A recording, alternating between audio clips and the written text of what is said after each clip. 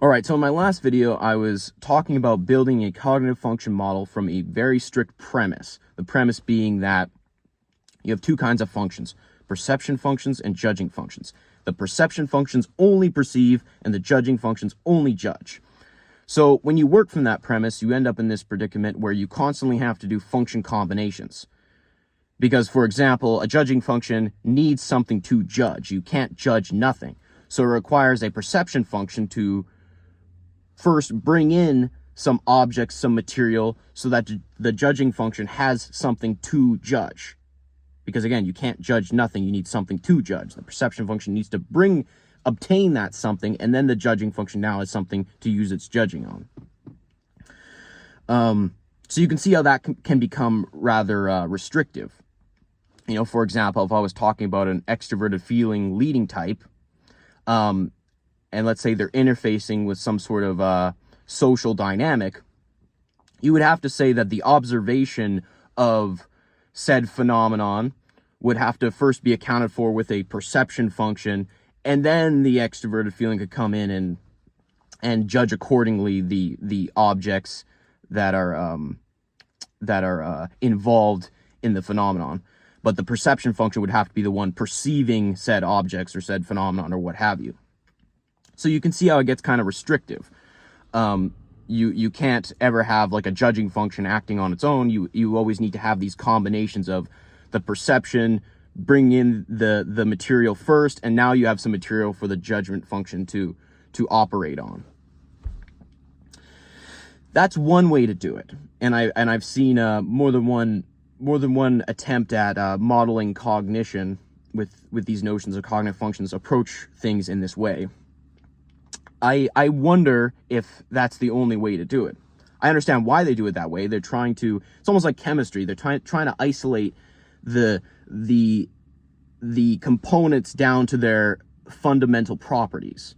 So rather, you see like in the wild, you see these chemical bonds, but in the lab, you're trying to isolate the various components down to their essence and separate them.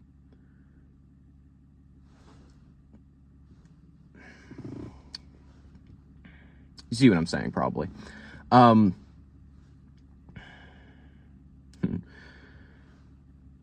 So in this video, I'm going to talk about an alternative approach to that, which is instead, we ask the question if rational and irrational has to literally mean and strictly mean rational is just judgment and irrational is just perception. Does it have to mean that? I understand reading Jung why people would conclude that, because when you read about a rational function, he immediately brings up rational judgment. You read about an irrational function, he brings up perception. He links these words together. So people will do a one-to-one where rationality equals judgment, irrationality equals perception. And then they begin building their model off of, these irrational functions, they just perceive. That's all they do. And these rational functions, they just judge. That's all they do. So you need to make combinations to do things. That's one way to do it. I'm sort of speculating on alternative approaches to this. It could be the case that rational functions, you could have perception built into them. So for example, if we're talking about extroverted feeling, I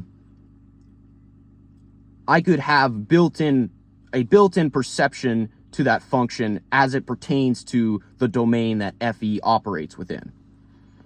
So, noticing we'll say, just as a vague example, like the mood of the group or various emotional information about people around you, social dynamics, receiving that kind of information would be within the domain of FE, so it could receive that information and then also judge upon it. You wouldn't have to bring in a separate perception function or irrational function to accomplish that, we'll say. And same with like thinking functions. As it pertains to the logistical plane, that domain, it can still receive information as it pertains to that field, and it can judge as well. It can do both. Kind of like, to compare it to systems that already exist, it's kind of like Host Eric's defensible typology model. Like when he talks about F, E, and T, they're interface functions. So they don't just judge, they can also receive information. They can receive information and then adjust accordingly. So it's not like you need to bring in a separate perception function in order to observe the phenomenon and then pair that with the judging function to do the damn thing. You can instead have the judging function be able to receive information as well and not have to bring in a perception function to accomplish this, because then you end up with the clunky sort of restrictive model I described earlier. See this also in like original Augusta Socionics writings, like when she's describing each information element, like they all have the ability to receive information as it pertains to their given field. So, you know, if it's a feeling function, it's receiving, we'll just say like vaguely, like some sort of emotional information as it pertains to people. And maybe that corresponds more to extroverted feeling. And then of course, with the thinking functions, you know, if you have like TI notice some sort of, logical inconsistency, it's like the ability to receive the mechanisms at play as it pertains to that structural logic domain. It can still perceive that information, that it can also judge. You don't need to bring in your extroverted sensing to perceive the phenomenon and then go back to the judging function, which can now judge now that it has information. It's like, no, the rational function on its own has the ability to perceive data that corresponds to its given field. So you see, like Augusta, every time she writes about an information element, she will have an aspect of it that also receives information. It has a built-in perception to it. It's a complete function. You don't have to bring in other functions to make this whole thing work. Now, you still have function blockings, of course, but it wouldn't be restrictive down to that microscopic level that I demonstrated in my previous video. Now, someone might ask, well, Curtis, this breaks the whole irrational-rational thing. You've now built in perception into rational functions. What are you going to do with irrational functions? Are you going to build in judgment? Good question. I mean, with the irrational functions, like let's take extroverted intuition. Let's imagine like a musician who suddenly has an impulse to combine this with this to create something new. You could say that, yes, there is perception there.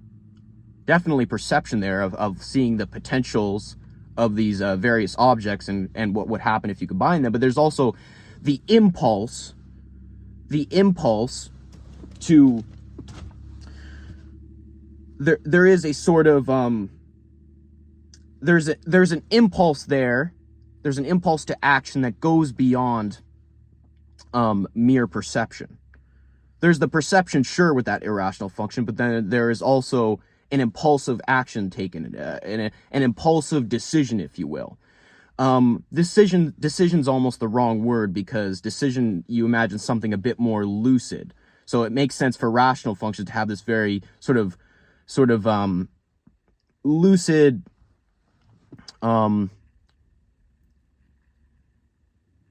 deliberate decision making. There's a deliberate decision making in rational functions. However, you could say there are still these impulsive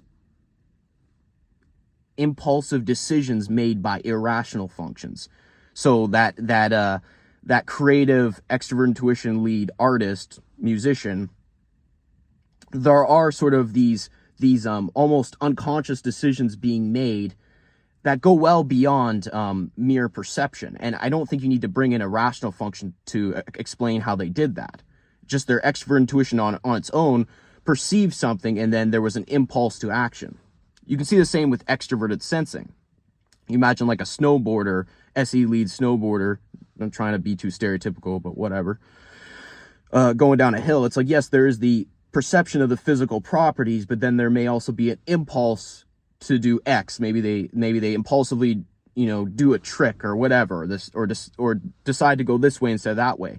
It's not the deliberate decision making of a rational function. However, there is an impulsive reactivity there that goes beyond mere perception. There is the perception, but then there is also this reaction brought out of them that I don't think is explained by bringing in a rational function and pairing it with that SE. It's like the irrational function itself goes beyond just the initial perception. So yes, the reactivity of irrational functions,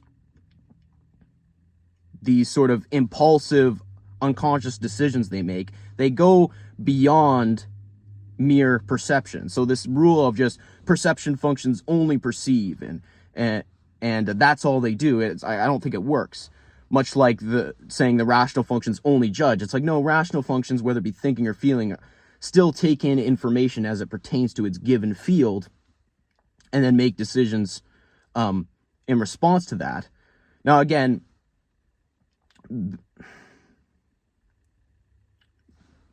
back to the other point, like obviously you can say that the judgments, the decisions of the rational function are more deliberate, and the irrational functions, there's almost a more unconscious quality to its, again, don't want to necessarily say decisions, but these reactions. But someone using this very strict J and P model where they're like, oh, perception functions only perceive, it's like if this SE lead snowboarder has an impulse to do X, Y, or Z while he's going down the hill, someone might be like, whoa, they need to bring in a judging function to make that decision. I think that's too restrictive and potentially misses all that an irrational function can be, which again, I think an irrational function goes beyond just mere perception. Just like a rational function isn't just judgment, it has the capacity to receive information, to perceive stuff as it pertains to its given domain.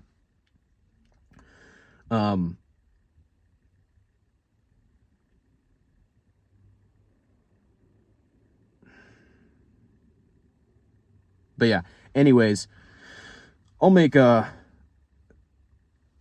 videos on this, but basically in my previous video, it's the more restrictive approach to mapping this stuff where, judging functions just judge, perceiving functions just perceive. I think there are potential limitations here, and I think there may be other options. This video is just sort of an open, like obviously I'm just like, kind of freestyling here, but maybe you kind of get where I'm coming from here.